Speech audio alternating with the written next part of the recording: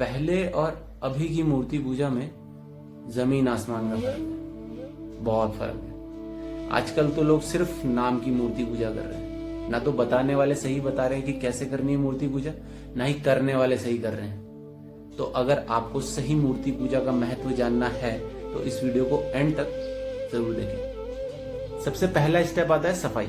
जब आप ऐसी जगह जाते हो जहां बहुत सफाई है और वो जगह अगर इंडिया में तो आपका सबसे पहला सेंटेंस क्या आता है? अरे यार ये तो इंडिया लग ही नहीं रहा है। तो ऐसा आप क्यों बोलते हो?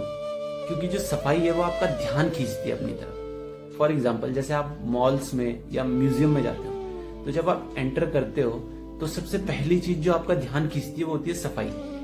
तो इसीलिए जब आपको मूर्ति पूजा जहां भी करनी है वहां सबसे पहले सफाई होनी चाहिए। सबसे पहला नियम है ये। फिर सेकंड स्टेप आता है सुगंध या खुशबू। आपको कुछ अच्छे से फूल या कुछ अच्छी सुगंध छिड़कनी है माहौल में, क्योंकि जब सफाई और सुगंध मिल जाते हैं तो आपका जो इन्वॉल्वमेंट है जगह को लेके वो और बढ़ जाता है। फॉर एग्जाम्पल, जैसे आप कभी किसी के साथ डेट पे गए होंगे तो सामने वाला अगर बहुत साफ सुथरा है और कुछ अच्छा सा परफ्यूम लगा के आया है तो आपका इन्वॉल्वमेंट उसके प्रति और बढ़ जाता है। फिर थर्ड स्टेप आता है धुआं।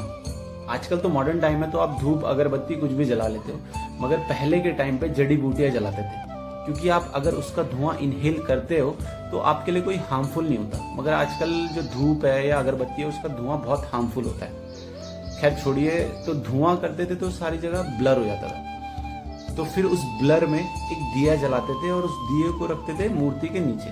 तो अब पूरे सीन में सब कुछ ब्लर है और आपको सिर्फ दिखाई दे रही है क्या? मूर्ति, जैसे DSLR में होता है।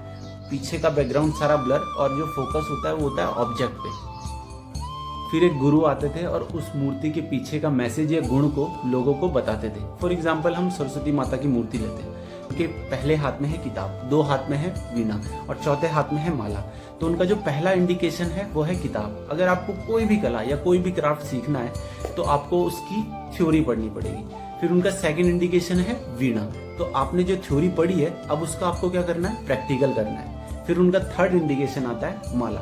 तो माला को क्या करते हैं? बार बार जपते हैं, रिपीट करते हैं। तो आपको उस प्रैक्टिकल को इतनी बार रिपीट करना है, इतनी बार रिपीट करना है कि आप उसमें एक्सपर्ट हो जाओ। तो ये था सरस्वती माता की मूर्ति के पीछे का ज्ञान। ऐसी हर मूर्ति के पीछे का ज्ञान अलग है, उनका इंडिकेशन अलग है। तो फिर हम एंड में उनके सारे ज्ञान के लिए उनको एक भजन डेडिकेट करते थे और एक दिल से धन्यवाद देते थे। तो ये थी सही मूर्ति पूजा। और आप क्या करते हो? मूर्ति के आगे एक भजन कर लिया, दीप जला दिया और मनोकामना मांग ली और घर आगे सोचते हो कि मनोकामना पूरी हो जाएगी। मूर्ति आपकी कोई मनोकामना पूरी नहीं करेगी, क्योंकि मूर्ति जो है वो रास्ता है, मंजिल नहीं है। हाँ, उस रास्ते पे चल के आप अपनी मंजिल, अपनी मनोकामना तक पहुंच सकते हो, मगर आप रास्ते पे खड़े होकर सोच रहे हो कि रास्ता मंजिल को खींच के आपके पास ले आएगा। ऐसा नहीं होगा। इसीलिए 90% लोगों की मनोकामना कभी पूरी नहीं होती, क्योंकि उनको पता ही नहीं है कि सही मूर्ति पूजा क्या है। अगर आपको पता लगा इस वीडियो से कि सही मूर्ति पूजा क्या है तो इस वीडियो को ज्यादा से ज्यादा लाइक कीजिए, शेयर कीजिए, कमेंट कीजिए और मेरे चैनल को सब्सक्राइब कीजिए और बेल आइकन को जरूर दबाइए ताकि आगे की वीडियो आप तक पहुंचते रहे।